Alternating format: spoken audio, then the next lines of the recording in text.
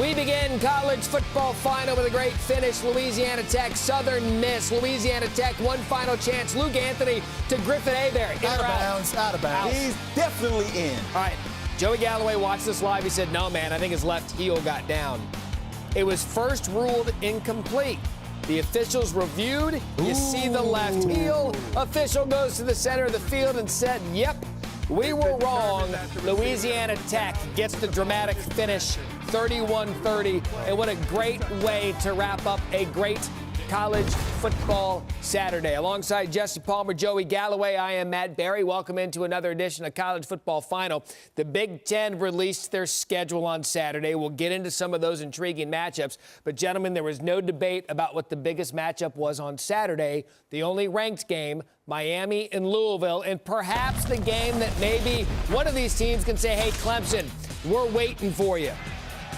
Atmosphere in Louisville. Fans were allowed, although partially. In Miami, unleashed their new weapon, a kicker who can make 57-yarders. Jose Borregales, last year kicked for FIU, hit 2 field goals of 50-plus against the Canes to beat them. He transfers over, nails this 57-yarder. That ties the record for the longest field goal in Miami history. And because Jesse knows how to do it, he picks the big games for virtual locks. How would it pay off? Malik Cunningham, early mistake, picked off by Al Blades Jr. Keys to the game. Who can make the opposing quarterback make a mistake? Miami forces this turnover, and this is the beginning of when their defense starts to take over this game. So just over 11 minutes left. Now to the second half, third quarter. Miami lead 20-13. He had a big one against UAB, and Cameron Harris continued it against Louisville. Ran for 134 yards against UAB, but you see the way De'Aaron King impacts the run game. You see how the linebackers just freeze, anticipating De'Aaron King to keep the football, and that opens up big running lanes for these running backs. So next possession, after going 68 yards on 10 play, Cunningham gets 2-2 Atwell involved. Yeah, and he bounced back after turning the ball over. All of a sudden, we got a ball game because Cunningham is a playmaker, can get outside the pocket, keep his eyes downfield. Louisville able to climb back, but De'Aaron King backbreaker after backbreaker. And again, De'Aaron King faking the run, freezes linebackers and safeties, wide open receiver in the back end of that. 325 passing yards for King. 47-34, the final. Miami very much in the conversation. They now have a lot of momentum with Rhett Lashlee in that first year. Feeling good about what they've done offensively, Jesse, and this is all because of the transfer to De'Aaron King. He's the biggest impact transfer in college football in any position, in my opinion, and because he impacts this offense in so many different ways. And we saw how he did it running the ball against UAB last week. You saw how he would do it throwing against Louisville. This guy's got 22 starts under his belt at Houston. He's got a lot of experience. He showed that in this game on big down and distances, 3rd and 14.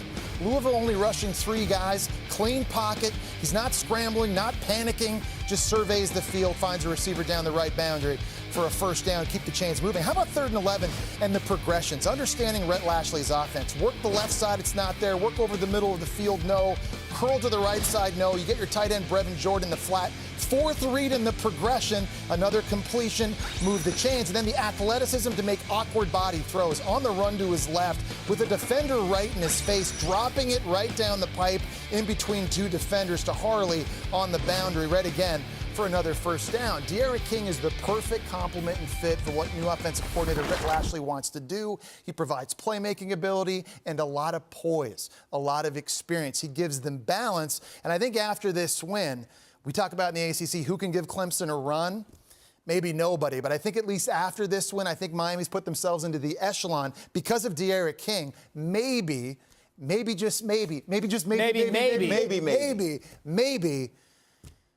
could do it. Well, and Joey, Miami's had the swagger the past couple of years because of the defense and the turnover chain, and everything's great. Now they've got an offense to back that up. Defense not great on Saturday, did just enough to get them the win. Well, I think if you're Miami, you will say that we had some great moments in this game. They did what they had to do. They gave up a lot of yards, which that's not going to cut it moving forward. But as far as their stamp on this game, 10 tackles for loss, 3 sacks, creating 3 turnovers, as a defense, they go into the locker room feeling really good about themselves. They're facing a Louisville offense with Malik Cunningham, who's an athletic quarterback that can make plays and get outside the pocket. They did a nice job of keeping him uncomfortable, making him make this mistake. Blades cuts underneath, gets the interception. And so when we always talk about this Miami team, they're athletic on the defensive side. They struggle on the offensive side. You bring in De'Aaron King, all of a sudden, you get some offense. Now, your defense can give up some yards and still find ways to win if the offense plays well. But defensively, when they're playing with that swag and they can bring out that chain, they feel pretty good. They held Louisville to 4 of 14 on third down. That's how you get off the field and let your offense get back on the field. They won't be happy about the yards, but they will absolutely be happy about their footprint in this game. You love that cliche, bend but don't break. So let me get this straight. Miami's got a pretty good defense. They've got themselves a hell of a kicker. We saw that. Yeah. And they've got the quarterback in De'Aaron King, who spoke after the game. I think just like anything, new offense, I think it takes time. So we coming out here, we was confident in the passing game, and I think we came out here and threw the ball around pretty good. The explosive plays, it was what we wanted to be, and I thought De'Aaron was poised, in control, and made some great throws, made some big-time plays. Where do you feel like this offense is at when it comes to reaching its potential here just in your second game? I don't think it's anywhere close. I think tonight we played okay. We have a lot of stuff to clean up, and that just comes with more time. So I think keep practicing hard. The sky's the limit for this offense. It appears he's right. De'Aaron King only 2 games as a Hurricane, but Saturday became the 3rd Miami quarterback over the last 25 seasons to pass for 300 yards with 3 scores and no interceptions against a ranked opponent. The others, Brad Kaya, 2015, Scott Covington in 1998. Another team out of the ACC, Georgia Tech and UCF. Start of the second quarter, Georgia Tech kicking a 27-yard field goal. Jude Kelly's kick blocked by Noah Hancock. And Kelly now has had 3 of his field goals and 1 extra point blocked this season. Maybe get a little more loft on that wedge. Just under 12 minutes left in the second quarter. Same score, Dylan Gabriel to Marlon Williams. Dylan Gabriel just looks so comfortable in this offense now in his second year at the helm. 417 yards passing and 4 TDs. Here throwing the smash route. A little bit thrown behind. DB's got to do a better job of getting his head around, but UCF will take it. Georgia counters with a freshman. Jeff Sims picked off by Joshua Seliskar. Grabs it in the air for the interception. Seliskar had a fumble recovery and now gets this interception to get the momentum on UCF's side. UCF doesn't just do offense, they do defense, right? Got to score. Plays to Seliskar, perhaps had an opportunity, falls on it. Then Gabriel to Trey Nixon, 25 yards. The tempo for UCF was just too much for Georgia Tech. This is the fastest tempo offense I've seen early this year. And Josh Heupel loved it. 49-21, thought his quarterback was just slinging it. In complete command of everything that's going on. Defensively, what we saw from Georgia Tech today was unlike anything we had prepared for. Our offensive line, coaches, Dylan at the quarterback position adjusted extremely quickly and had a heck of a day. All right, so you look at what Dylan Gabriel was able to do, became the 5th UCF quarterback to throw for 400 yards and 4 touchdowns in a game since the school became FBS back in 1996. Joined some elite company, got Mackenzie Milton, Blake Bortles, Ryan Schneider, and old Dante Culpepper. Who? Dante Culpepper. Oh, yeah, remember. Went to the NFL, big guy, can sling it, can run it, knock you over. Had an old battle of Oklahoma's, Oklahoma State and Tulsa. Pokes looking for their 22nd straight home win against Golden Hurricane. Just over 4 minutes left. Oklahoma State up 3-0. Spencer Sanders fumbles the ball in the handoff with Chuba. That not the story. The story, Sanders walks off limping. And this is just a sign that the Oklahoma State offense is getting off to a rough start. Spencer Sanders leaves the game. Exited, did not return. Oklahoma State going forward on 4th and 2. Chuba Hubbard immediately wrapped by Grant Sawyer. And this offensive line had their hands full. They couldn't get any push. Look at the numbers Chuba had last year in the first half against Tulsa. Only 35 rushing yards, 0 TDs in the first half in this one. Yeah, you were thinking this is a great game for his Heisman campaign. Not so, says Tulsa. Zach Smith, though, good touch here to Josh Johnson. Yeah, give the Tulsa defense a lot of credit, holding Oklahoma State to 3 points in the first half, and they take the lead. Oklahoma State needed something. First play, 4th quarter. Tulsa 3, give it to Chuba, finally gets in. Third-string quarterback freshman Shane Illingworth came in. He gave this Pokes offense a spark in the second half. Next Tulsa possession, Smith rolls out, wide open, Deneric Prince in the end zone. But the score would be called back after a false start. Tulsa would have to settle for a 26-yard field goal attempt. College kickers. Oklahoma State survives. Mike Gundy, a win is a win is a win. When offense doesn't play as well or sputters out as much as we did today, then defensively it's hard to continue to play. But they made plays. They gave up we gave up a wheel route for a big pass play. Other than that, I thought they were really, really good, particularly good against the run. And then Terrific on 3rd and long and terrific on 4th downs. All right, for most running backs, Hubbard's day would have been, solid. 93 rushing yards against Tulsa on Saturday. Compared to what he did last season, it was down.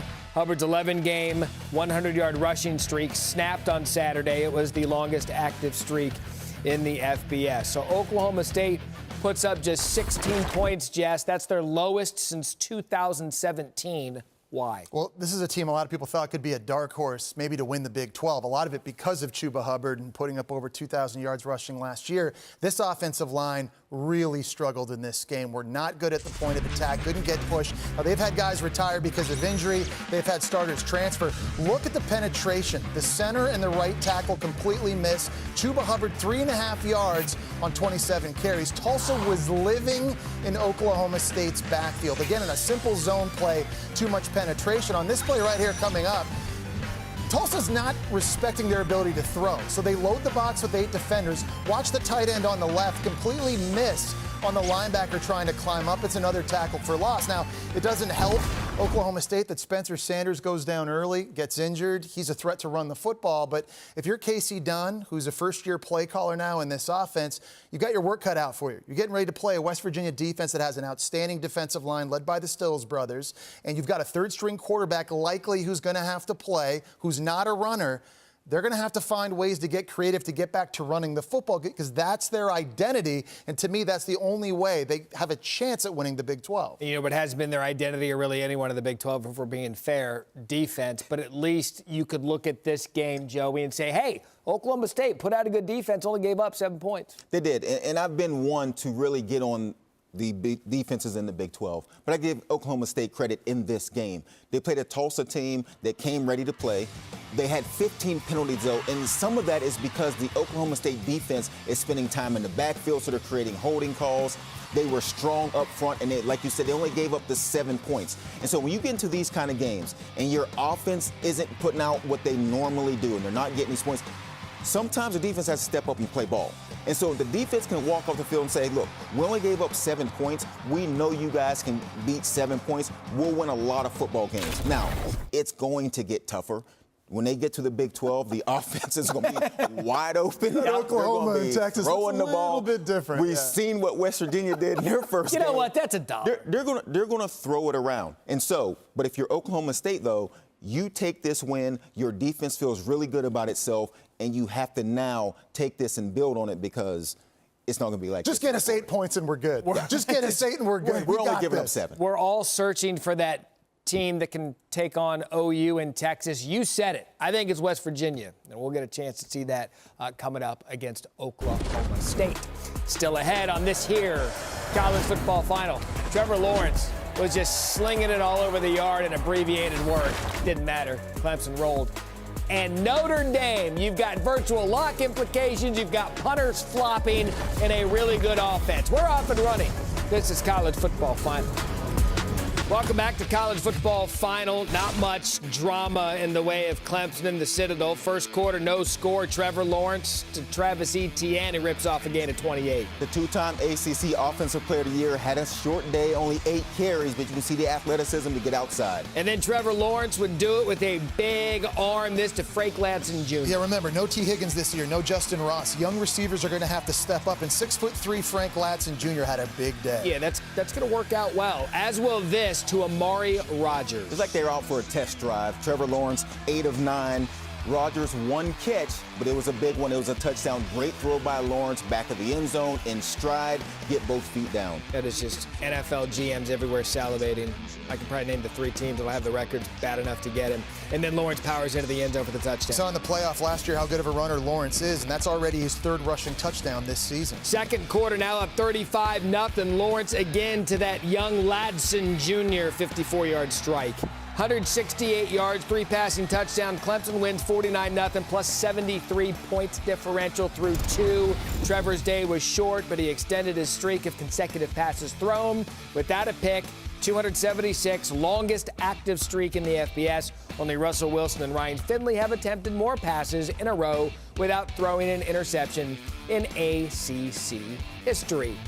Oh, did we have virtual lock implications in Yes, South we did. Bend? Notre Dame, South Florida, Ian Book, pass over 10 yards to Tommy Tremble. Notre Dame got off to a great start. Ian Book was 6 of 7. They looked like they were going to roll early. Later, Book himself keeps it for the score. He did this quite often on Saturday. More on his numbers in a minute. But again, Ian Book couldn't find anybody. Rolls out. Notre Dame up 7-0. Quick strike for the Irish. 10.5 now left in the first.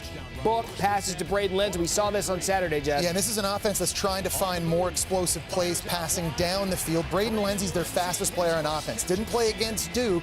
Brian Kelly's hoping he can be a difference maker. And then with this Notre Dame team, it appears for the first couple of weeks, rushing's going to be their key. Yeah, the run game was strong. 5 rushing touchdowns. In the first half, there wasn't much USF could do about it. That was just in the first quarter alone. Second quarter, my guy, Seabo Flemister, career high 127 yards. This is a new rushing scheme for offensive coordinator Tommy Rees. More zone blocking. One of the best offensive lines in the country with a deep backfield. Kyron Williams, Chris Tyree, and Seabo Flemister. Oh, no. Kick it out of bounds. No, Let's kick it out of bounds. No, Trent Schneider. This is going to earn you a spot with Pat McAfee on game day on Saturday. Notre Dame now great field position after the bad punt attempt on the one. Book right up the gut. And Ian Book had 3 rushing touchdowns on the day. And again, the run game for Notre Dame was simply unstoppable. Notre Dame 5 touchdowns in the first half. Brian Kelly, little pep talk. Push. We're not letting them score any points. We want a shutout. Okay? We're playing for a shutout. All right, give me the number again. You were 48? I had 48 and I took the over. So I understand he wants a shutout, but I need points. You need the points. Someone That's all gotta that score. matters. Yeah. It was like 34-0 in the first quarter, Notre Dame. So- We thought so- it was over. Yeah, so I got 35 going in. All right, Oh, I'm good. Hold that thought. Notre Dame, second half. Could you get Joey the over the 48 points? 9:22 left. South Florida goes for it on 4th and 5, 29-yard line. Deciding not to take the field goal. Points would have helped Joey.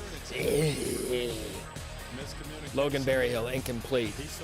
So now Notre Dame ball, 4:41 left. Again, Joey needs 3 well, no, he needs a touchdown. Yeah, now I need a touchdown. 35 in the first half and only 10 so far in the second half. I need these points. Second and goal. You got to score. At this point, why aren't you just banging the I mean, you got Jafar Armstrong Right. in the backfield. He's played a ton of snaps. He's dangerous. I tell you what, how about just kick the field goal? It's 4th and 5. No. Go. This Kick is the the field. gutsiest. We're winning 45-0, 4th and 5. That was it. Going for Brian Kelly might get a helmet sticker. Great call. By the skin of his fourth quarter, Notre Dame 52-0. That's a cover for Joey Galloway, taking the over. Irish defense dominant in the AP poll era since 1936. The 52-point shutout is Notre Dame's second largest in the month of September. The only larger one, a 58-point rout at Pittsburgh. We had a great story, Navy and Tulane on Saturday. Navy football against BYU was just absolutely embarrassing, and this did not start out well for the freshman quarterback that started at QB for Navy. Yeah, Xavier Arline, he ended up getting the start. His first practice with the team was back on August 21st. Gets sacked here. He only made it halfway through the second quarter until he got benched. And then here comes Dallin Morris, who's been there before, pitches it to Chance Warren, who's upended by Mason Clark.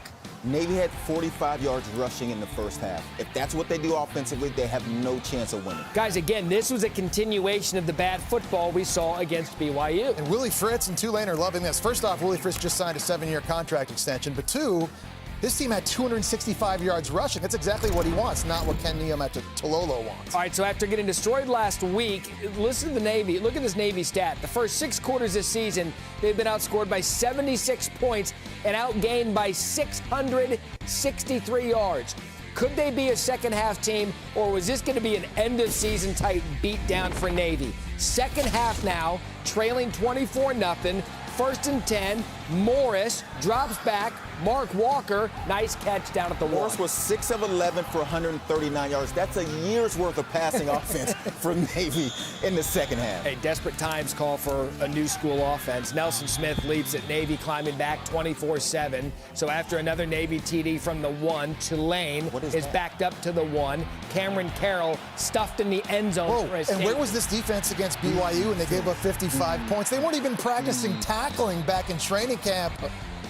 Guys, here we go.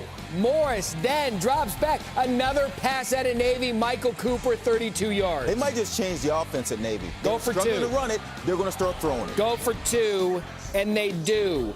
Morris is going to fake the sweep, roll out, finds Devin Matthews. It's a different looking deal than when Malcolm Perry was playing quarterback. Gives them some options to be a little bit more versatile and less predictable. All right, big defensive stand, 3rd and 8. Jamel Carruthers, the fullback, up the gut. Now Navy's looking like the Navy we expect. Run it up the gut with the fullback, get you a quick 10, get a first down. Bajan Nichols, do we have a college kicker situation for the win? Largest halftime comeback in program history. Navy gets the win. What a comeback, 27-24. Kenny Amatololo, congrats. I think these are great kids, Clint. They're fighters. I mean, there's a lot of things going on in our country, but these are guys that are going to fight for us, man. Shows you what kind of fortitude our guys have for our country. They didn't quit. I just love these guys. I feel very blessed to be coaching these guys. Just great guys, Clint. Just happy for them. Something like that can turn your season around. Still ahead, we know the season's about to start for Justin Fields in the Big Ten, and the SEC tees it up on Saturday. Who to watch, when to watch, how to watch, coming up on College Football Final. Plus, Troy gets a win today, and that Sun Belt Fun Belt was back. Troy putting the rest of Sun Belt on notice. Good win for them. Much more College Football Final coming up after this. Disappoints the Sun Belt Fun Belt. No way Louisiana, ranked for the first time since 1943 after upsetting Iowa State, was going to spit the bid against Georgia State. Or would they? Pick it up in the third, down 21-7. Levi Lewis to Dante Fleming, 33-yard pickup. And all we talked about is how much energy Louisiana had last week against Iowa State. This game came out a little flat and fell behind. Yeah, it's a sluggish start, Joey. Good point. Kyron Lacey, 2-yard touchdown. It's an up-and-down day for Lacey. Threw 2 picks, but also threw 2 touchdowns and made some big throws in the second half. So Raging Cajuns back within a score, and then Elijah Mitchell had a big game Saturday. And they woke up, and Mitchell goes 16 carries, 164, 2 touchdowns. Here comes the Louisiana run game. Ties it at 21, fourth quarter. Mitchell again breaks free. Jazz 53-yarder stopped at the 1. And this is what they did against Iowa State. They dominated in the trenches in the fourth quarter. They wore the opponent down. Did it again against Georgia State. 240 rushing yards as a team. All right, so then Louisiana cleans it up here, 28-21. They take the lead. Just under 9 minutes to go in the game. Cornelius Brown finds Matlin Marshall 18 yards down the field. And give Georgia State some credit for bouncing back. Now they got to answer. All of a sudden, lead behind. They got to make some plays. But then they get big as well. Destin Coates takes the handoff and ties the game. He had a big one, 150 yards rushing himself. This game seemed like it would go down to whichever team had the ball last. And in fact, it would go to towards the end of the game. After a field goal, Georgia State leads 31-28. It would go to overtime, and Mitchell gets the handoff. Ball game. Louisiana ran the ball for over 240 yards in this game, just too physical up front. And it was the big plays when they needed them to bring them back. The run game put this away. Billy Napier's got him undefeated, 519 total yards of offense for the Cajuns on Saturday. What about Appalachian State visiting Marshall? 7 minutes left. They're all fiery. Zach Thomas hits Jalen Virgil end zone, 11-yard touchdown. So no running back Darrington Evans anymore. He's backing up Derrick Henry with the Titans. This offense is going to go through quarterback Zach Thomas. Dime throw, but a better catch by Jalen Virgil, getting the left foot down for the TD. I have a feeling that'll show up on top plays. Now to the third quarter. Over 5 minutes left, 1st and 10. Grant Wells, the young freshman, to Xavier Gain, 67-yard catch. Now give the Marshall defense a lot of credit. This is an Appalachian State offense that was scoring 38 points a game last season. Marshall's holding them to 7. If they can keep them there, they win this game. And so then Marshall this time, offense, Wells keeps it 12 yards. Yeah, the true freshman, he was only 11 of 25 throwing with an interception. Looked so much better against Eastern Kentucky a couple weeks ago, but made plays throwing in. I'm telling you, some really good finishes on Saturday. This one no different. Just over 14 minutes left. Same score, 17-7. Thomas hits Mike Evans, 41-yard catch. Brandon Drayton chases him down, pops the ball out. And that's why coaches say you always go to the whistle. This is a huge play in this game and basically puts it away for Marshall. This is a chance for App State to get the momentum. All of a sudden, it's back with Marshall. Unbelievable effort, unbelievable break. Could have been 17-14, still 17-7. That App State still trailing. Thomas scrambles. Devontae Beckett pops it up, forces the fumble. And what you're seeing from Doc Holliday's defense is tremendous effort. There's a lot of green jerseys flying to the football, and those turnovers were critical. So later in the drive, Appalachian State looking to make it a one-score game, and Marshall's first win over a ranked opponent since 2003. Watch out for the Herd. They're playing good football early on. All right, time to clean up the virtual locks. We saw Notre Dame earlier in the show. Win column for Joey Galloway. Wake Forest, NC State. This for Jesse Palmer. Bailey Hockman's pass picked. Wake Forest's defense could not get a stop in this one. They were trailing early. That was the biggest play. And at that point, I'm thinking to myself, all right, we're going to get the ball back. We're going to run down, score just like this. We're in great shape. Kenneth Walker, the third, 13-yard TD, ties it at 35. Walker then takes it in from 2 yards out. Wake Forest takes the lead, but next Wolfpack drive, they get big. And Wake Forest was down 14 points 2 times in this game, but they fight their way back, and now we got a nail-biter. All right, so 4th and 5 from the 40. Sam Hartman's pass broken up. NC State takes over. Wake Forest gets another opportunity. Got another opportunity. Jesse, you're still alive. And all of a sudden, this Wolfpack pass, pinning their ears back and getting after Sam Hartman. Daniel Joseph on the sack. And then next Wake Forest drive, Christian Beal-Smith fumbles it. NC State recovers. The end of this highlight was like Jesse's pick there. Just wasn't meant to be. 45-42. Okay. So what about Jesse Palmer or Joey Galloway's SMU, North Texas, Shane Buechele to Danny Gray, 62 yards. This was a quick one. Yeah, Buechele had a big game. They started this game off like it wasn't going to be close. The offense was rolling. You could see the yak. He was getting it out quick. This offense gets rolling like this, they play some defense, they'll be pretty good. What did you say while we were watching this game you were going to do with SMU all year? I'm taking SMU in the over all year long because they're going to score a lot of points, and clearly their defense is going to give up a lot of points. Buechele, 344 yards, 4 touchdowns. That one to Kylan Granson. And then Ulysses Bentley had himself a day, Jim. Yeah, it was a lot of balance from this SMU offense. It wasn't just Buechele throwing the football, but Bentley running it as well. Starting to his left, vision, puts his foot in the ground, make a safety miss, and you see tremendous speed from a lot of different people at the skill position for the Ponies. 710 total yards of offense. How about a point total of 100? Wow. 65-35. Take the over. All right, here we go. Virtual locks, week 1. Just got to get out of the game. Joey Galloway, 2-0. Jesse Palmer, 1-1. We saw it earlier in the show. Miami and Louisville, his other lock. I continue to say this as the moderator for virtual locks. Jesse picks the big games. That's it. He picks them by himself. Yes. Merely an observation. I'm very impressed. Just an observation. I'm very impressed. So I win. I don't care what I'm picking. I win. All right. Galloway continued where he left off. He is the virtual locks, but he picks the big games. Coming up, we hand out dollars, 4 quarters. Actually, there was a kick. Maybe there's a kick, maybe there isn't. That's $1 and the best of the best from Saturday. Top plays and more as we put a bow on this college football final.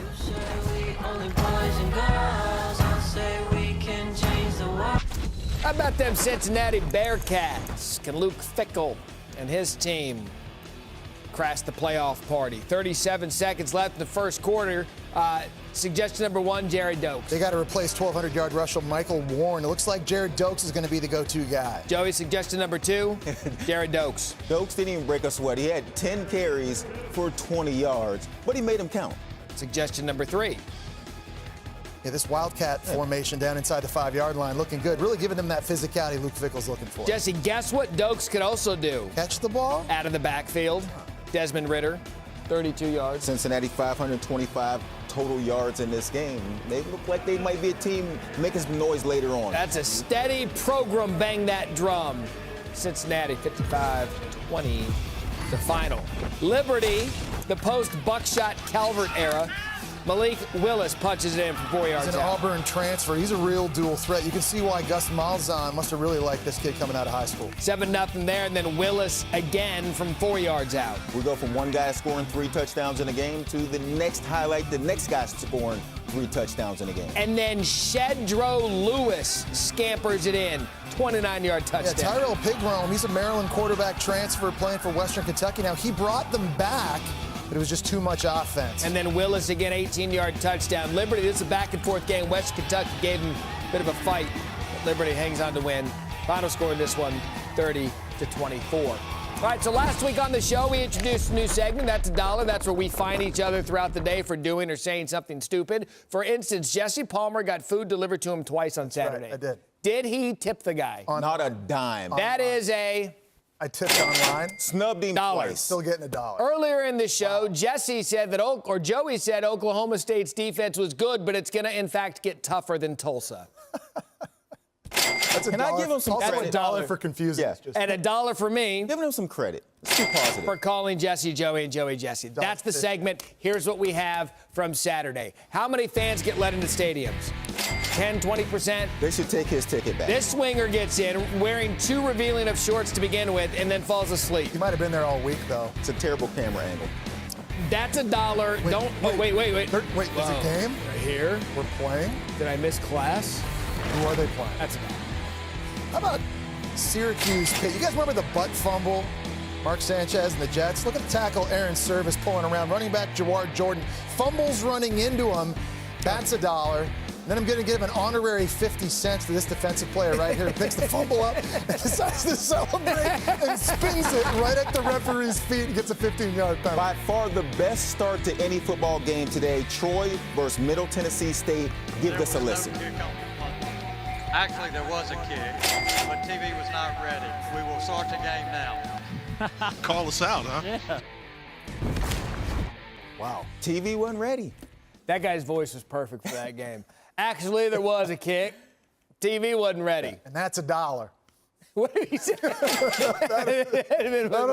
only thing that could have made that better. All right, so we've all been fined this week. I think Joey led the fine pool this week for just a lot of stuff that Galloway does, including wearing sweatpants all day. That's the bad. Here's the good. Top plays from Saturday. Number 5, BC and Duke. Chase Bryce throws it to Damon Philliott-Johnson, but Josh DeBerry with the great pick. And new head coach Jeff Hafley's going to love this. Great effort by DeBerry over on the sideline, just ripping this football out of the hands of the wide receiver. Boston College had 5 takeaways in this game against Duke. Number 4, give it to me receiver Tylan Wallace. Tylan Wallace had no catches in the first half. They're talking trash to him.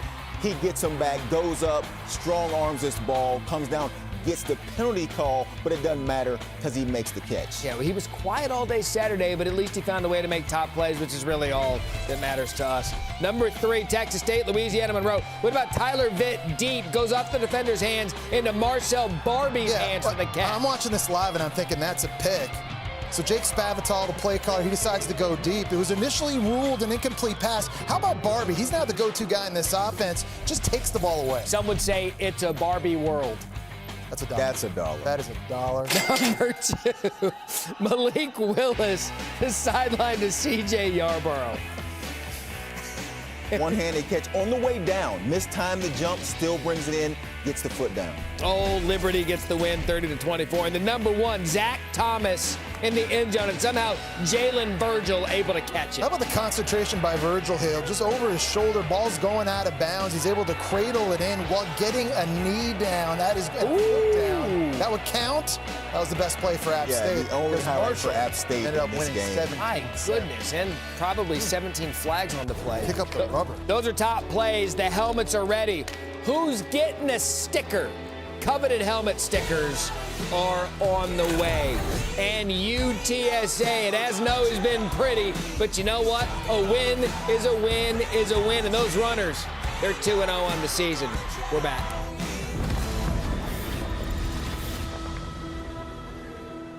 It's your week 2 of the NFL started. Sunday NFL Countdown, 10 a.m. Eastern, ESPN, and the ESPN app. What a finish between Southern Miss, Louisiana Tech. Seconds left, Southern Miss with the lead. Louisiana Tech, one last chance. Luke Anthony to Griffin Hebert. Out of bounds. Could have run it in, decides to throw a pass. Okay, called out of bounds. Joey Galloway was watching this live. He said, no, he got his heel down. And so they reviewed it, and in fact, he did get his left heel down. What a catch, what a play. Extra point was good, and Louisiana Tech gets the win, 31-30. Remarkable finish and a win for them. All right, this is why everyone stays up late at night. End of college football final, best part of the program, time for helmet stickers. Ricky Person Jr., NC State, ran for 2 touchdowns, threw 1 touchdown, and scored the winning touchdown, sorry, Palmer, against Wake Forest and Jesse Palmer. That's the most painful helmet sticker I think we've had since I've been doing final. What about Malik Willis, quarterback for Liberty? He's the Auburn transfer, did a great job in this game. Ran for 133 yards, threw for 133, ran for 168 and 3 TDs. That's a school record for most rushing yards by QB in a game. I know Jerkovic got the transfer from Notre Dame, got Boston College's win, but his receiver, Zay Flowers, 5 receptions, 162 yards, and a touchdown. Most of the game at Boston College since 2012. Zay Flowers gets you a sticker. Ulysses Bentley, 227 yards rushing on 19 carries, 3 touchdowns. If I had a third one, I'd give it to Brian Kelly for a 4th and 6 call as they scored to get to 52 points. That's why he did it. The Bentley got me over the top. Well, UCF quarterback Dylan Gabriel. He had a day against Georgia Tech. 417 passing yards, 4 TDs. I'll tell you, he just looks so much more comfortable now. Second year in the offense. This dude is going to put up big-time numbers. They're going to be fun to watch this year. And speaking of fun to watch, is it any surprise the final helmet sticker of the evening? De'Aaron King, quarterback of Miami, 325 yards, 3 touchdowns, 0 picks, third quarterback at Miami in the last 25 years to put up 300-plus yards and 3 touchdowns against a ranked team. See, that helmet sticker did make me feel good. It did. It made up for Joey's. Yeah. So what we have a 1-1 in virtual locks and a 2-0 in virtual locks. Let's just call that 3-1. It's a team. We'll call it 3-1. That's adorable. Yeah. We're already making people money. I bet that's how you look at it at the end of the season, too. Absolutely. When you're putting on your crown and your... Hey. Having the All right, scepter. so quickly before we get out of here, SEC returns next week. Give me one thing you're looking for. I want to see what LSU looks like after losing all those NFL players. How does this offense look especially? They lost a lot of five. As a lot of conferences had to cancel games, I want to see if the SEC gets all their games in. Yeah, it's going to be a fun watch. We've got some big games coming right out of the gate. For Jesse Palmer, Joey Galloway, I'm Matt Barrie. Thank you for watching College Football Final.